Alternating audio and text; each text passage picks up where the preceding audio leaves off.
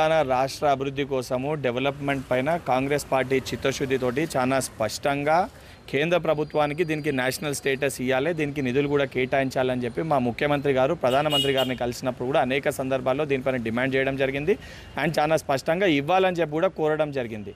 ఈరోజు ఈ అంశం పైన భారతీయ బీఆర్ఎస్ పార్టీకి సంబంధించిన కల్వకుంట్ల కవిత గారు మాకు చెప్తే హాస్యాస్పదంగా అనిపిస్తుంది. ఎందుకంటే బీఆర్ఎస్ పార్టీ అధికారంలో ఉన్నప్పుడు తెలంగాణకి రావాల్సిన ఏదైతే వాటర్ షేర్ ఉందో కృష్ణా ట్రిబ్యునల్ విషయంలో చాలా స్పష్టంగా ఏదైతే ఆ రోజు ఆంధ్రప్రదేశ్ తోటి ఒప్పందాలు చేసుకొని 66% ఆంధ్రప్రదేశ్కి ఇచ్చేసి 34% తెలంగాణ రాష్ట్రానికి తీసుకొని వచ్చి 2015లో బీఆర్ఎస్ పార్టీ అగ్రిమెంట్ చేసుకున్న minutes of the meeting report ఇది.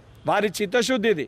ఈరోజు ఈ 66% ఆంధ్రప్రదేశ్కి ఇచ్చిన దాన్ని 34% అయితే తెలంగాణకి ఇచ్చిర్రో తెలంగాణ రాష్ట్రానికి 71% ఇవ్వాలి, ఆంధ్రప్రదేశ్కి కేవలం 29% వెళ్ళాలని చెప్పని చాలా స్పష్టంగా ఒక స్టాండ్ తీసుకొని ఈ పంచాయతీ తెగే వరకు కనీసం 50% అన్న తెలంగాణ రాష్ట్రానికి రావాలని చెప్పని ఫైట్ చేస్తున్న ప్రభుత్వము కాంగ్రెస్ ప్రభుత్వం.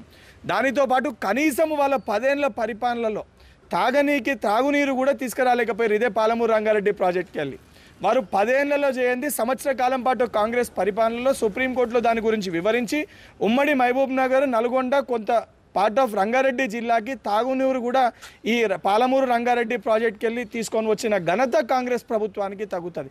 కల్వకుంట్ల కవిత గారు ముందేదైనా మాట్లాడినప్పుడు మీరు ప్రభుత్వంలో ఉన్న 10 ఏళ్ళు మా 8 ఎంపీల గురించి మీరు మాట్లాడుతున్నారు, 11 ఎంపీలు ఉండి కేంద్రంతో మంచి ఒప్పందాలు ఉండి సఖ్యత ఉండి వాళ్ళ డిమానిటైజేషన్లో, వాళ్ళ నోట్ల రద్దీలో, వాళ్ళ నల్ల చట్టాల్లో అన్నిటికీ వారికి సహకరించి మీరు స్నేహితులుగా ఉన్నప్పుడు కూడా మీరు తెలంగాణ రాష్ట్రానికి ఏమీ చేయలేకపోయినరు.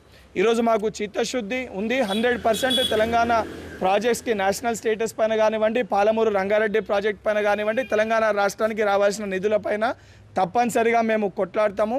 ఈరోజు బీఆర్ఎస్ పార్టీ, బీజేపీ పార్టీ రెండు వేరు కాదు.